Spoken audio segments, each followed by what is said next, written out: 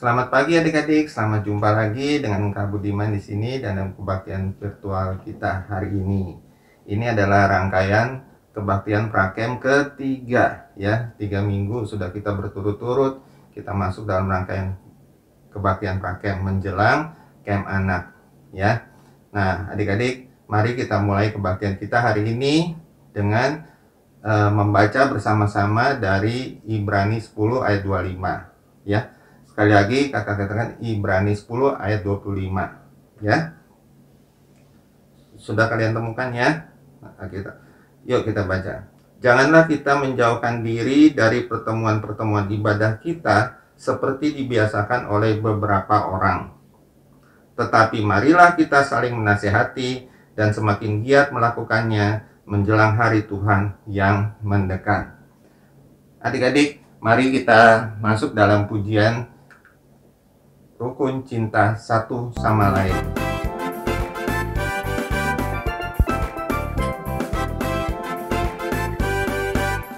Rukun cinta satu sama lain, itulah maunya Tuhan. Rendah hati serta ramah tamah, itulah maunya Tuhan. Tunjukkan, saksikan, Tuhan minta buktinya. Tunjukkan, saksikan, Tuhan minta buktinya.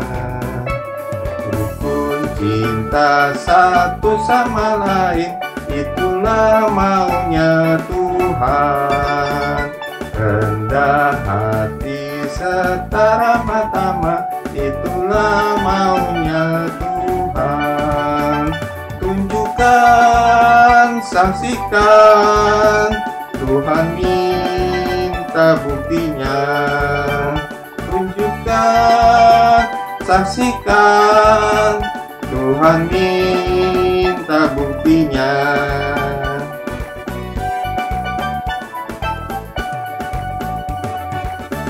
Ya, Tuhan Yesus mau supaya kita hidup rukun satu sama lain ya, sesama orang percaya, sesama anak Tuhan. Biarlah kiranya kita boleh rukun dan mengasihi satu sama lain. Mari sebelum kita melanjutkan ibadah kita hari ini, kita masuk dalam doa.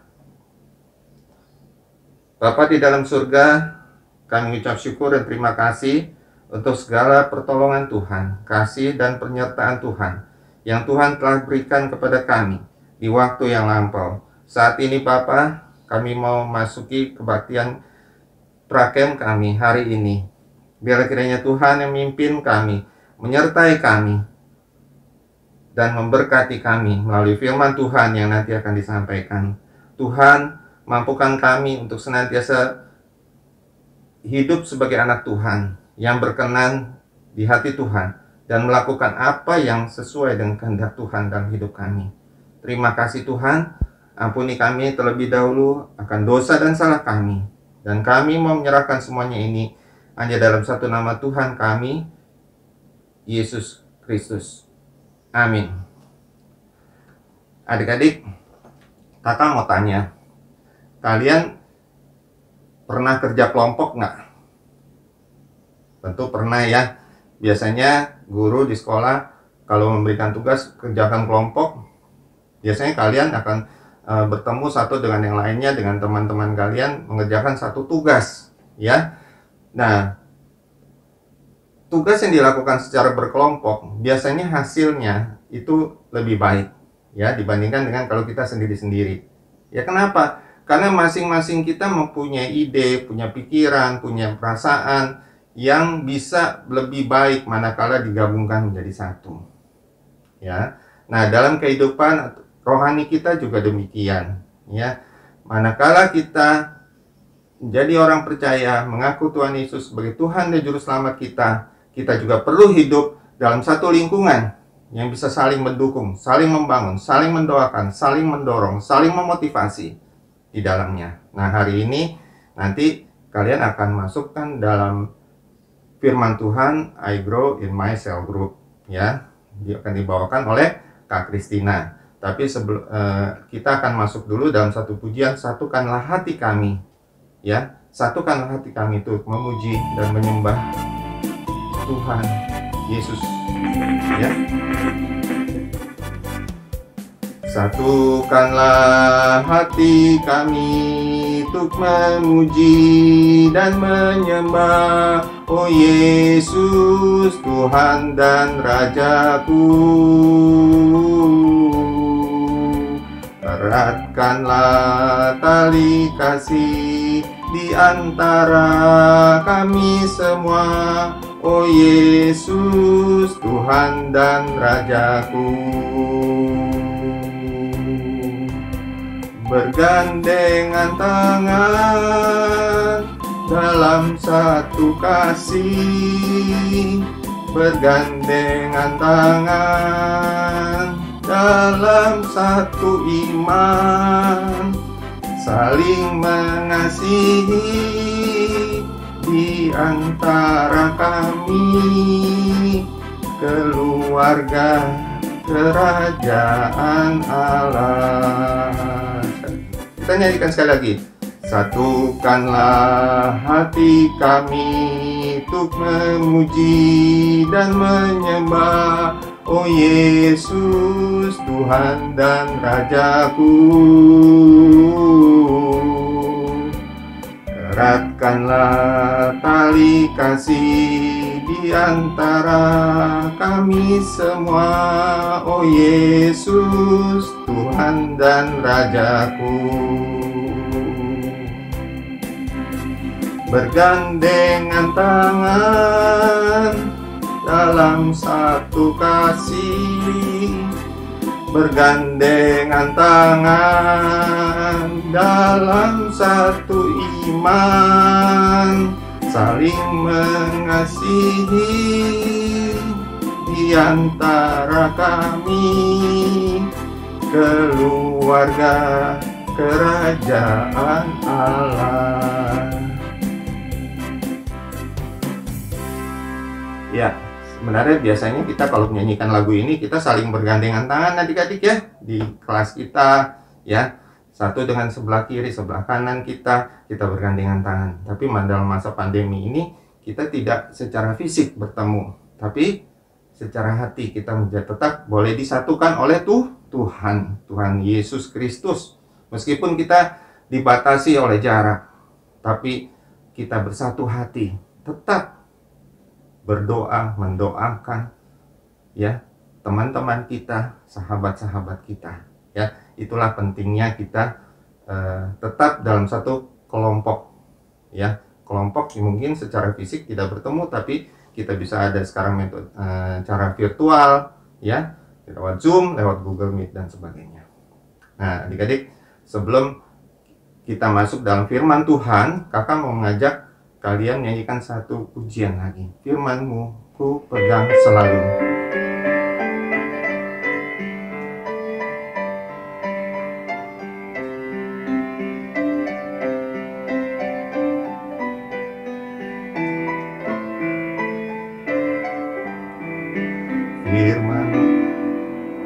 Firman-Mu ku pegang selalu, saat duka, saat senang, jalan hidup yang akan datang, tangan Tuhan yang memegang.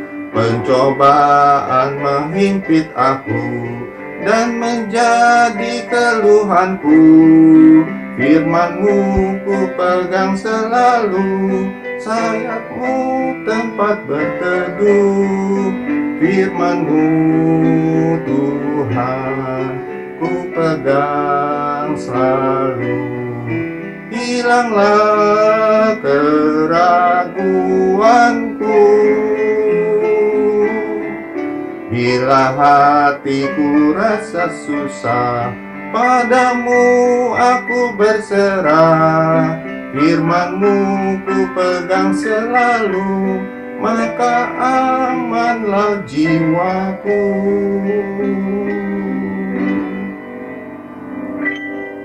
Ya, terima kasih. Kita akan segera menyambut firman Tuhan yang akan disampaikan oleh Kak Kristina. I grow in my cell group.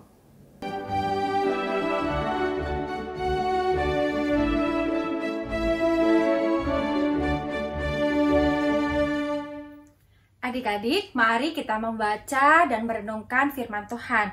Tetapi sebelumnya kita berdoa terlebih dahulu. Tuhan Yesus, terima kasih ketika hari ini kami bisa berbakti. Kami bisa mengikuti kegiatan prakrem, di mana kami bersekutu dengan Tuhan dan juga dengan saudara seiman kami melalui rumah kami masing-masing.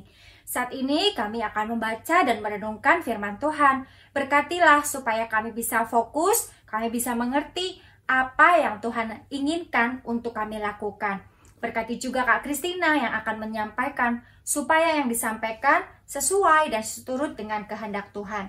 Terima kasih Tuhan Yesus, di dalam nama-Mu kami berdoa. Amin. Adik-adik, bacaan Alkitab diambil dari Matius pasal 18, ayat 19 sampai dengan 20. Dan Kisah Para Rasul 2, ayat 42 sampai 47. Matius pasal 18 ayat 19 sampai 20, demikian dituliskan. Aku berkata kepadamu, sesungguhnya apa yang kamu ikat di dunia ini akan terikat di sorga, dan apa yang kamu lepaskan di dunia ini akan terlepas di sorga. Dan lagi aku berkata kepadamu, jika dua orang daripadamu di dunia ini sepakat meminta apapun juga, permintaan mereka itu akan dikabulkan oleh Bapakku yang di sorga. Sebab di mana 2 atau 3 orang berkumpul dalam namaku, di situ aku ada di tengah-tengah mereka. Kisah Para Rasul 2 ayat 42 sampai dengan 47. Mereka bertekun dalam pengajaran rasul-rasul dan dalam persekutuan, dan mereka selalu berkumpul untuk memecahkan roti dan berdoa. Maka ketakutanlah mereka semua, sedang rasul-rasul itu mengadakan banyak mujizat dan tanda. Dan semua orang yang telah menjadi percaya tetap bersatu, dan segala kepunyaan mereka adalah kepunyaan bersama. Dan selalu ada dari mereka yang menjual harta miliknya, lalu membagi-bagikannya kepada semua orang sesuai dengan keperluan masing-masing. Dengan bertekun dan dengan sehati, mereka berkumpul tiap-tiap hari dalam bait Allah. Mereka memecahkan roti di rumah masing-masing secara bergilir dan makan bersama-sama dengan gembira dan dengan tulus hati sambil memuji Allah. Dan mereka disukai semua orang. Dan tiap-tiap hari Tuhan menambahkan jumlah mereka dengan orang yang diselamatkan. Demikianlah firman Tuhan. Berbahagialah setiap kita yang membaca, mendengarkan, dan melakukan dalam hidup keseharian kita. Amin. Adik-adik yang dikasih Tuhan, Kak Kristina punya sesuatu. Nah, adik-adik tahu apakah ini? Ya, betul. Ini adalah sebatang lidi. Kalau sebatang lidi itu pasti akan sangat mudah untuk dipatahkan. Ya, kemudian bisa patah jadi 2. Bisa lagi juga dipatahkan, mungkin jadi 4, jadi 8, jadi kecil. Mudah bagi kita untuk mematahkan satu batang lidi. Tapi bagaimana kalau kemudian dengan satu sapu yang terdiri dari bermacam-macam atau banyak batang lidi? Kalau sapu ini kita coba untuk patahkan, rasanya susah sekali ya. Sekalipun Kak Kristina sudah mematahkannya dengan sekuat tenaga, tapi nggak juga patah. Ia tetap kokoh, ia tetap kuat. Adik-adik, ilustrasi ini mengajarkan kepada kita bahwa ketika kita bersama-sama, kita yang diibaratkan dengan satu batang lidi yang dikumpulkan menjadi satu sapu, bersama-sama, erat bersatu, akan menjadi kuat, mampu bertahan jalani hari demi hari, walaupun banyak tantangan, walaupun ada banyak persoalan. Tetapi ketika bersama-sama, kita bisa kuat, erat bersatu. Adik-adik, John Donne mengatakan bahwa no man is an island. Manusia bukanlah sebuah pulau. Ini maksudnya mau mengatakan bahwa manusia tidak bisa hidup seorang diri bagaikan sebuah pulau di tengah-tengah lautan. Tuhan menciptakan kita sebagai makhluk sosial yang hidup berelasi, berhubungan satu dengan yang lain. Gak ada seorang pun yang bisa hidup tanpa kehadiran orang lain. Dan kita tidak bisa hidup sendiri atau terpisah dari sesamanya. Kalau kita terpisah dalam jangka waktu yang lama dengan keluarga kita hanya hidup sendiri, ya, kita akan kesepian, kita akan kangen, kita akan menderita, dan kita ingin segera bertemu. Itulah salah satu makna kenapa ketika Tuhan menjadikan Hawa kemudian sebagai pendamping, sebagai penolong bagi Adam, bahwa manusia pada hakikatnya tidak bisa tinggal seorang diri. Di samping sebagai makhluk sosial, usia kalian itu juga punya kebutuhan-kebutuhan sosial. Antara lain, kebutuhan untuk berkelompok, untuk punya peer group. Dalam peer group, dengan sebayanya, dengan usia yang sebaya, kalian akan kemudian berusaha untuk diterima dengan baik.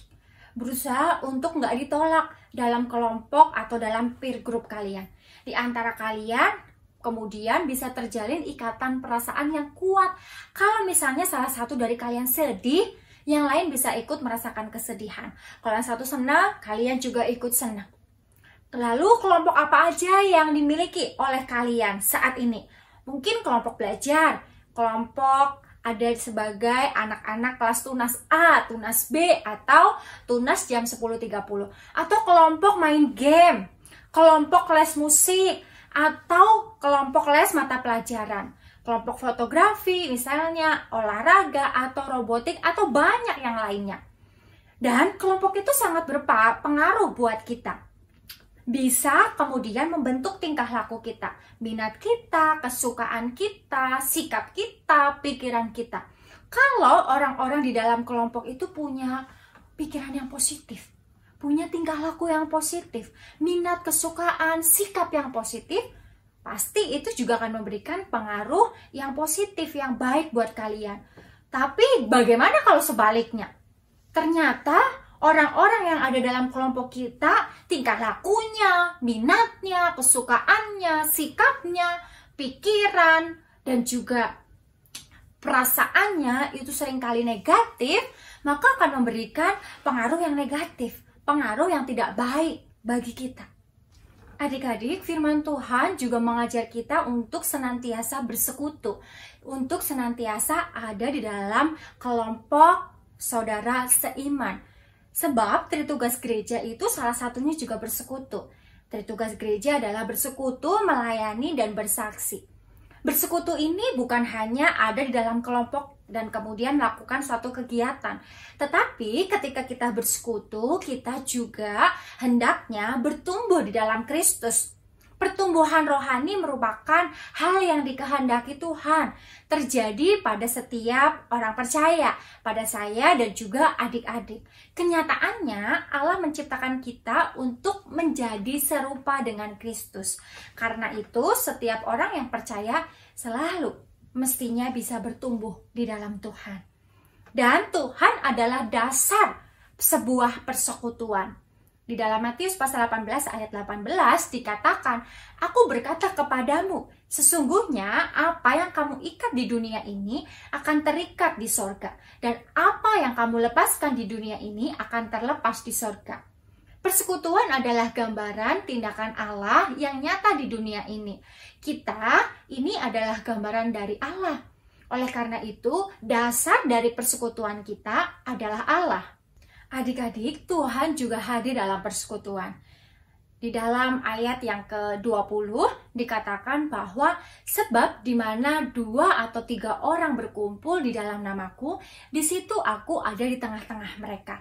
Tuhan hadir di tengah-tengah persekutuan kita ketika ada 2 atau 3 orang berkumpul. Persekutuan yang bersatu dalam doa akan diterima oleh Allah sebagai sebuah yang mengikat karena Ia hadir dalam doa umat secara khusus.